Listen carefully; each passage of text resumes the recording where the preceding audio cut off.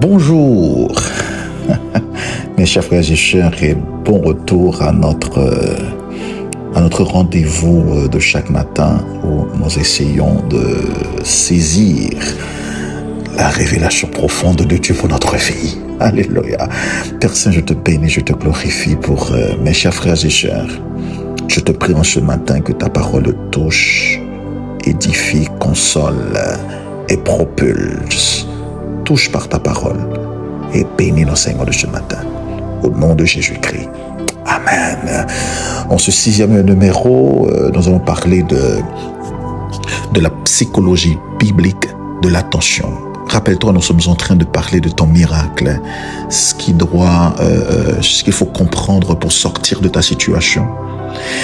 Et on avait vu que sortir de sa situation ne réside pas simplement dans le fait de crier, de pleurnicher, mais dans la compréhension de la parole de Dieu, la compréhension de la science des mystères.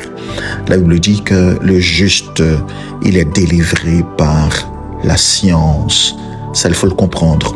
La situation dans laquelle tu te trouves, c'est la résultante, la conséquence d'une réalité spirituelle que tu ne comprends pas, d'une connaissance que tu n'as pas.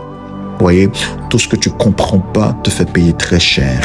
Tu paies très cher maintenant parce qu'il y a quelque chose que tu ne cernes pas. Donc, comme j'aime le dire tantôt, ce que nous sommes en train de voir en cette saison n'est pas populaire, je sais, mais c'est le secret, c'est le trésor pour te sortir de ta situation. Tu sais, on ne trouve pas les trésors à même le sol, sur la surface.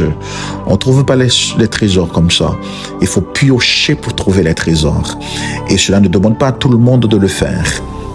D'accord? Il faut avoir une connaissance et une détermination. Donc ce matin, pour sortir de ta situation, tu dois comprendre la psychologie de l'attention. On va parler de la psychologie biblique de l'attention. Regardez ce que dit le sage Salomon dans Proverbes chapitre 4, verset 23. Il dit « Garde ton cœur plus que toute autre chose ». Là, ici, le cœur n'est pas cette pompe-là qui propulse le sang. Il parle ici de l'attention. Fais attention à ton attention. À ce sur quoi tu te focalises. Il faut une vigie, une garde. Parce que le texte dit, car de lui ou d'elle, de ton attention, viennent les sources de la vie. Regarde ici. Ton miracle découlera sur ce sur quoi tu te focalises. C'était la situation de Pierre quand il marchait sur les eaux. Son miracle, le fait de marcher sur les eaux, venait du fait que son attention était fixé sur la source des solutions, sur Christ. Une fois qu'il a changé d'attention et qu'il commence par remémorer les expériences vécues, les noyades auxquelles il avait assisté, les périls, les morts, voyez, auxquels il avait assisté, il a perdu. Il commençait par perdre tout espoir et s'enfonçait. Ton attention détermine la dimension de ton miracle, la dimension de ton succès. Donc c'est très important de comprendre, c'est la psychologie biblique de l'attention qui veut que... Alors comprends bien ce que je veux dire quand je parle de l'attention. Cela ne se limite pas simplement tout bonnement à une simple concentration mentale. Mais non, je vais parler en réalité d'une vigilance spirituelle. Ce n'est pas une simple concentration, mais c'est une vigilance spirituelle, une gestion intentionnelle de sa pensée. Amen. Et c'est pour cela que le sage a dit dans Proverbe 4 de garde garder son cœur. Ça, le ciel ne va pas le faire. Le ciel ne va pas le faire. Garder ton cœur. Protège ton attention. Fais attention à ce qui se passe autour de soi-même. Ça, c'est un travail qu'on doit faire. Garder son cœur signifie une attention comme protection. L'attention, c'est une protection. Ça protège son miracle. Alléluia. Alléluia. Donc l'attention ou le focus dont nous sommes en train de parler là, c'est une sentinelle qui protège son miracle ou qui attire son miracle. Au nom de Jésus. Alléluia. Oh, merci Seigneur. Regarde ce que dit Pierre. Pierre dit, tu dois être sobre et tu dois veiller. Tu dois veiller, car il y a un adversaire qu'il appelle le diable qui rôde comme un lion. Regarde ici, il n'est pas un vrai lion. Il dit comme un lion. Celui qui a le vrai lion, c'est nous-mêmes. Mais il dit c'est comme un lion. Voyez, il rugit. Voyez donc l'adversaire. Si tu veilles pas, tu penseras que c'est un vrai lion. Amen. Si tu n'es pas assez sage, que tu n'es pas focus, tu penseras que c'est un vrai lion. Alors, on explique dans la réalité africaine, ce qui arrive généralement quand les lions chassent. Généralement, on en voit quand les lions chassent leur proie. Il y a le vieux lion, qui prend les devants et qui commence par rugir, juste pour faire peur. Mais ce lion-là, ce vieux lion-là, généralement, il a été dompté, il ne peut pas faire du mal en réalité. Il ne peut pas faire du mal. Mais quand la proie entend le rugissement, il ne prête même pas attention, au lion qui est en face de lui, en face d'elle. Il rebrousse chemin, il retourne. En retournant, c'est là il va faire face au lion qui va la dévorer, la proie. C'est le rugissement qui a fait peur. Le lion, en réalité, c'est juste un vieux lion. Donc voilà pourquoi Pierre dit, il faut être sobre, il faut veiller, il faut être vigilant. Parce que l'adversaire va utiliser des trucs pour nous voler notre miracle. Si on ne fait pas attention, si on ne garde pas son cœur, on va perdre les bénéfices de notre vie. Amen. Donc tu sais, comprends bien ce que je suis en train de te dire.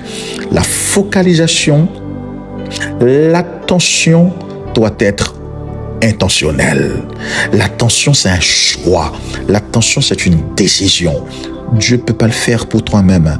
Sur quoi tu te focalises déterminera là où tu iras. Alléluia. Oh, merci Seigneur. La psychologie biblique encourage intentionnellement à focaliser ses pensées vers des objectifs constructifs. Tout ce qui ne peut pas te construire, tu dois le chasser de ta pensée. Ta pensée attire ton miracle. Dieu peut te disposer ton miracle, mais si ta focalisation ne le permet pas, tu le perdras. Alléluia. Tu le perdras parce que la source de ta vie dépend de ta focalisation et c'est très important de le comprendre. Donc Colossiens chapitre 3, verset 2, ce texte nous encourage à nous affectionner, à nous focaliser intentionnellement. Voyez, intentionnellement, parce que l'affection implique une intentionnalité aux choses d'en haut et non à celles qui sont en bas. Ce qui te tracasse, ce qui te bouleverse, il y aura ça sur la terre. Mais quand tu te focalises aux choses d'en haut, là c'est intentionnel, tu vas attirer les choses illimitées du ciel. Alléluia. Christ, rappelez-vous, Christ face à un peuple, plus de 5000 âmes affamées. Là, c'était impossible sur la terre, dans le désert. Mais c'est le pouvoir de sa focalisation qui avait tout changé. Le pouvoir de son attention qui avait tout changé. Paul, dans Philippiens 4, verset 8, dresse une liste de focalisation mentale. Tout ce qui est vrai, honorable, etc. C'est ce qui doit faire l'objet de notre pensée. Tu sais, le focus, sur quoi tu te focuses, médiatise, attire la puissance divine dans ta réalité. Puisque Jésus avait une focalisation sur le ciel, ça avait attiré la puissance divine dans sa réalité. Donc, en focalisant ton énergie cognitive sur un point précis, tu augmentes ta clarté, ta productivité et tu attires ton miracle. Alléluia. Waouh, j'espère que quelqu'un est en train d'être béni ce matin. Dans Romains 12, verset 2, Paul parle de renouveler son intelligence, de faire de l'attention un élément de transformation. Tu vois, donc tu dois avoir un focus soutenu sur la parole. Voilà ce que dit Paul dans Romains 12, un focus sur les promesses de Dieu. Voilà ce qui va transformer le schéma de pensée préexistant, les schémas de pensée préexistants. Donc, si tu veux transformer ce qui te tracasse, tu dois réorienter ta pensée sur les promesses de Dieu. Comprends bien, quand tu lis la psychologie biblique, tu remarqueras que l'attention est considérée comme la monnaie ultime de la réalité. La monnaie ultime de la réalité. Ce qui veut dire, ce sur quoi tu te concentres détermine ce qui se manifeste dans ta vie. Waouh! Alléluia! Maintenant, j'ai une question pour toi. De quelle manière as-tu observé que les étapes psychologiques, les anxiétés que tu avais vécues, les joies que tu as eues, les deuils que tu as eus, ont modifié ta capacité à maintenir une attention soutenue sur une tâche donnée, sur quelque chose que tu as fait en fonction de ton étape psychologique, tu as remarqué que ça a une influence.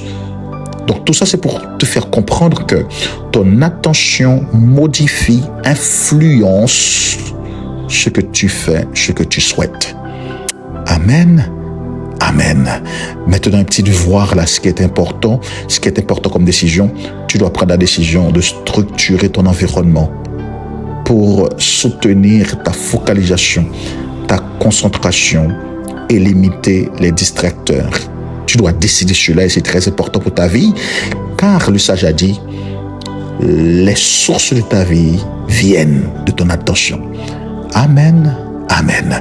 Maintenant, je te prie de lever la main maintenant, de déclarer avec moi. Je choisis de prêter attention à la parole de Dieu, aux promesses de Dieu, comme une lumière dans un lieu sombre, orientant mes pensées vers le royaume.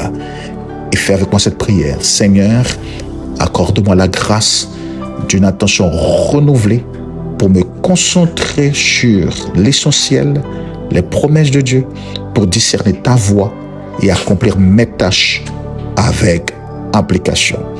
Dans le nom de Jésus. Amen. Dieu te bénisse et te fasse grâce.